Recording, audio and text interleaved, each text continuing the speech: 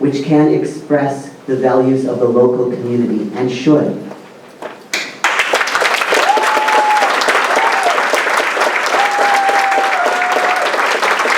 Thank you, David.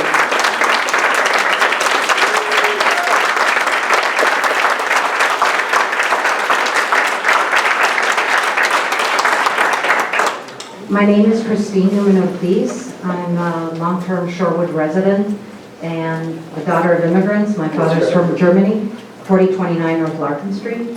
I'm here with my father and my mother, my father's from Germany, my mother's from Mexico. I'm first generation U.S. citizen.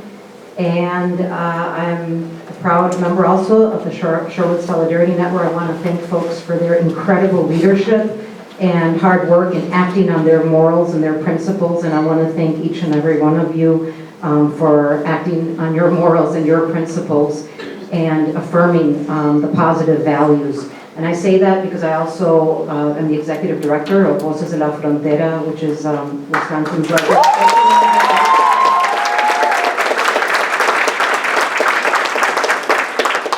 and I think when we talk about what's at stake, so much is at stake right now when we think about the big picture.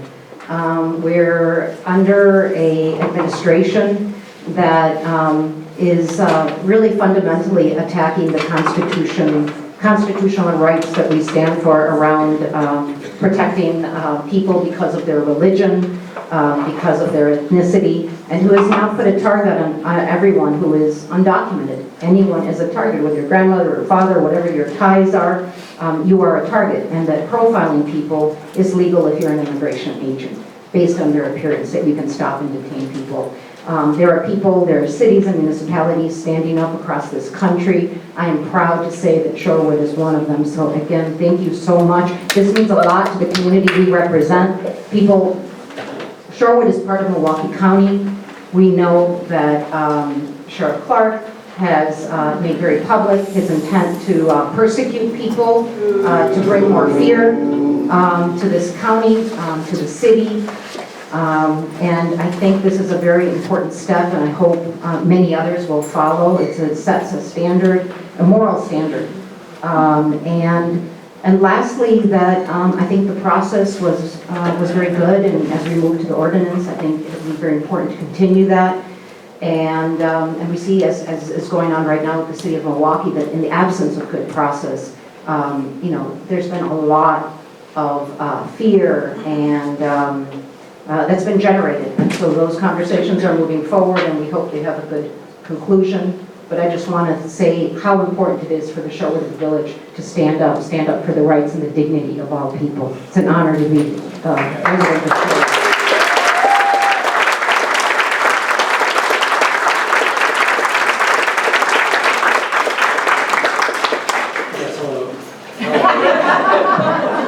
My name is Ken Cole, and I live on Maryland, and I'll be brief.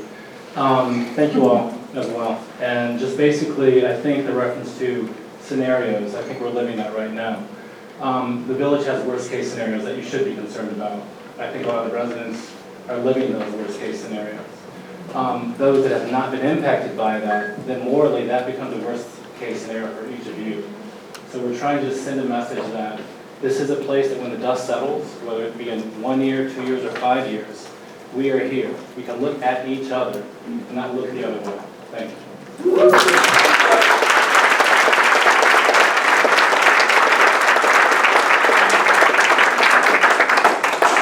Good evening. Buenas noches, everyone. My name is Carmen Murilla, and I am with the Wisconsin Gazette.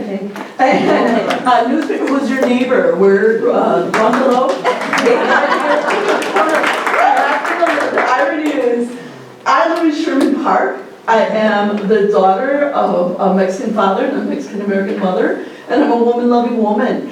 And being able to utilize, I just happen to be, there's my favorite library back there. I just happen to be upstairs at the library because I'm also a poet and I work upstairs after my working hours. I wanted to just share with you our mission statement at the Gazette, where I work in sales. The Wisconsin Gazette. Our mission is to help build a strong, informed community promote social equality and justice, support immigration and electoral reform, expose government secrets and call out political corruption, celebrate and support the arts, and foster appreciation and respect for the state's extraordinary natural resources. Again, promote social equality and justice and support immigration. So thank you all for all the work you did, for the fact that, I mean, my timing is, it always happens this way, okay? Thank you so much to the village, and I do appreciate all the work you're doing. And on behalf of the Wisconsin Gazette, thank you everyone in the Shorewood.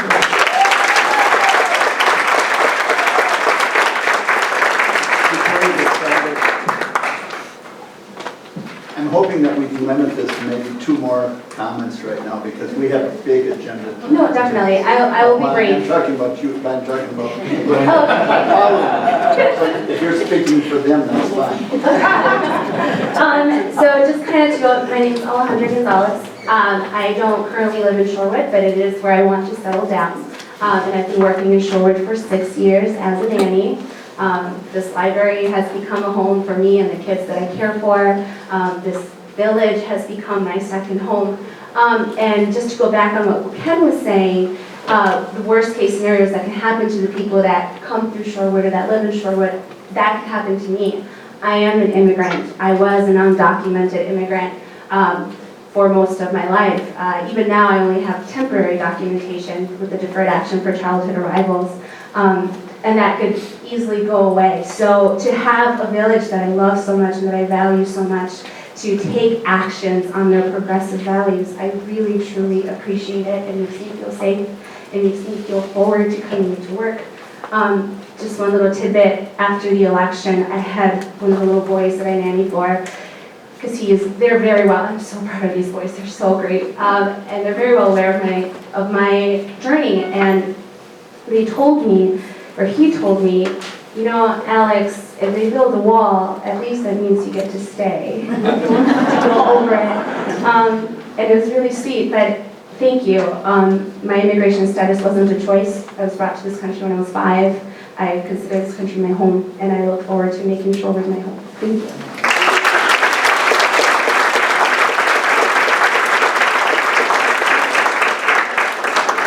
Real quick. I'm Stephanie. I live over at 3819 North Oakland. What's your last name? Oh, Stephanie Barron.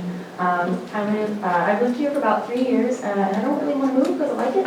And I teach at UWM, and I teach a course on the racialization and the racist actions of immigration processes over time.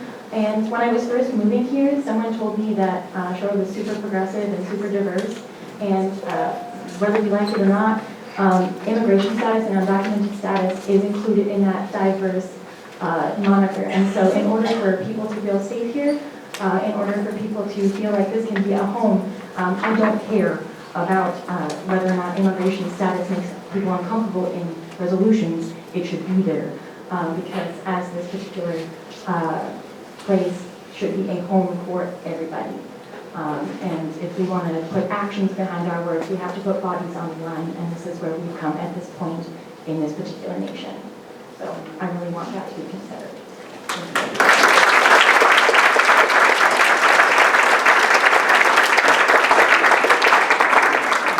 I just wanted to answer Trustee Rose's question about next steps. Oh, you can't hear me? I don't know if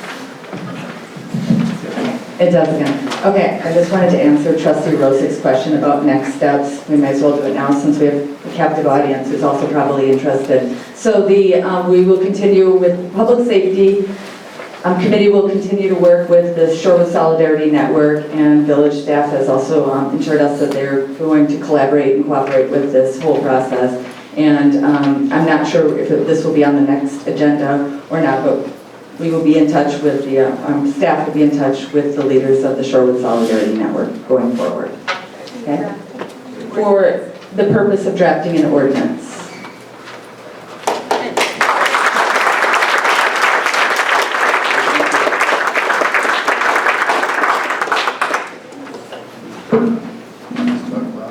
Okay, so that takes us to the next item on our agenda. I can't make that work. Okay. So also under new business, under public safety also, still under new.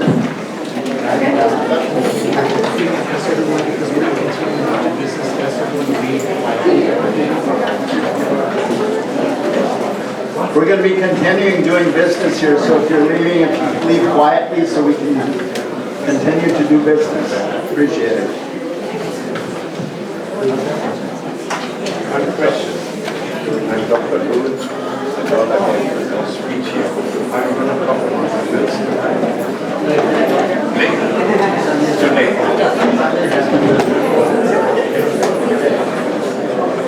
So next item on the agenda also for trustee Backwars. I got it.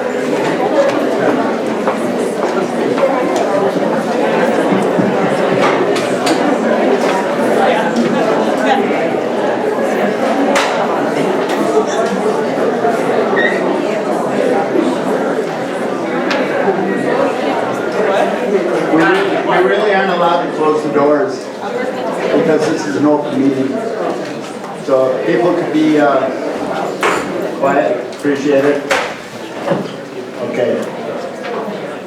So now we're going to attempt to keep on going here. Trustee Backwars, consideration of Safe Kids grant proposal and ordinance 2080 regarding the prohibition of U-turns at Newhall, Capitol, and Bartlett Capitol. Okay, so it's an exciting night for the Public Safety Committee because I feel we have another great thing to put forward. We've recently received a grant and where's Tyler? Oh, I'm sorry. Tyler is going to be introducing this. Sorry, wait a moment. Tyler. You're up. We're on to Safe Kids. All right.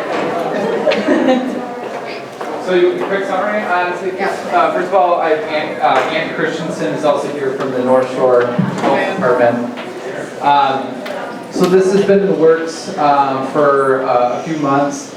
Starting at the beginning of this year, North Shore Health helped us in securing a $30,000 grant with Safe Kids Worldwide and FedEx.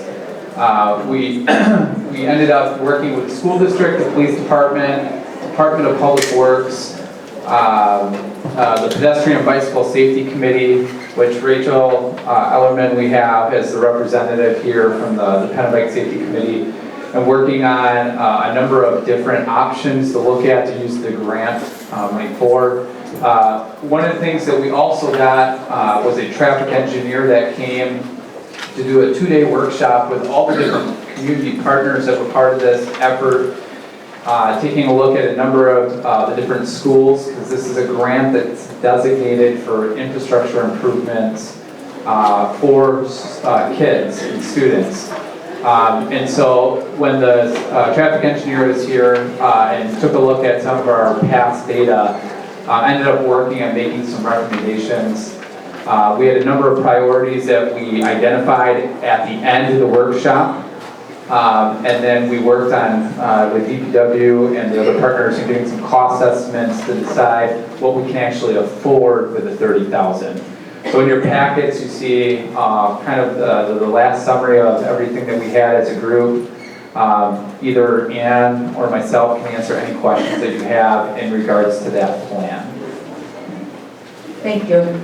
And so we have 2 items for consideration this evening. So I'm going to make a motion for the first one so that we can have more discussion.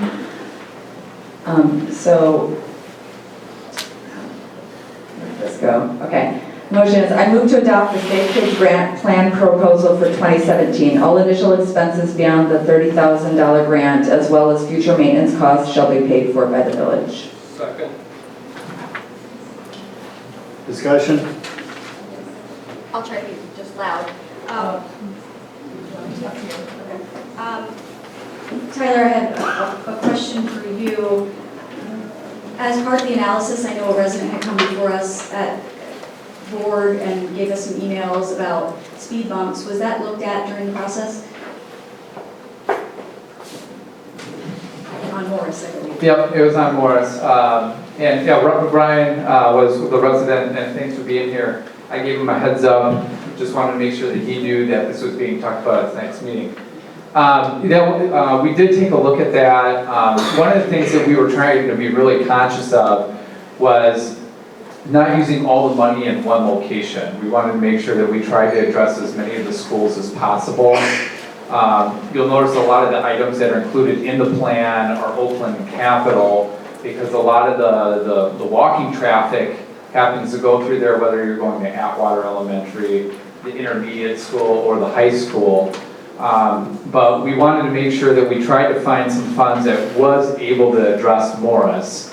So that's why one of the things we were fortunate enough to include were the speed feedback signs. Because speed is one of the main issues on Morris. We wanted to make sure to address that. So with the $30,000 that we had, the speed feedback signs was probably the best bet, so we can afford other projects for the other schools as well. So that came out to be about $13,000 or so.